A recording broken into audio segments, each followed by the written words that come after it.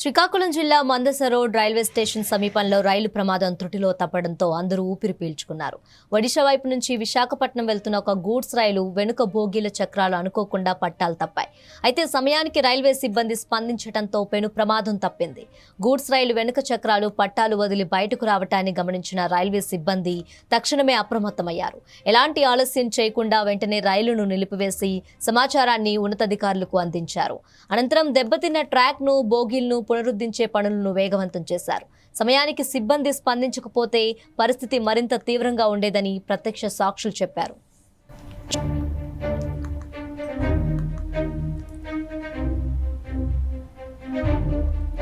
ఈ ఊహించని ఘటన కారణంగా భువనేశ్వర్ విశాఖపట్నం ప్రధాన రైల్వే మార్గంలో రైళ్ల రాకపోకలకు కొంతసేపు తీవ్ర అంతరాయం ఏర్పడింది. ఈ రూట్లో వెళ్లాల్సిన పలు ప్రయాణికులు రైళ్లు వేర్వేరు స్టేషన్లో నిలిచిపోవడంతో ప్రయాణికులు కొంత ఇబ్బందులు ఎదుర్కొన్నారు. పునరుద్ధరణ పనులు శరవేగంగా పూర్తి చేసి ట్రాఫిక్ ను సాధారణ స్థితికి తీసుకురావడానికి రైల్వే బృందాలు శ్రమిస్తున్నాయి.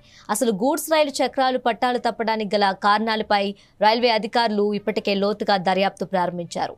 సాంకేతిక లోపమా లేక ట్రాక్ లో ఏమైనా సమస్య ఉందనే కోణంలో విచారణ జరుపుతున్నారు.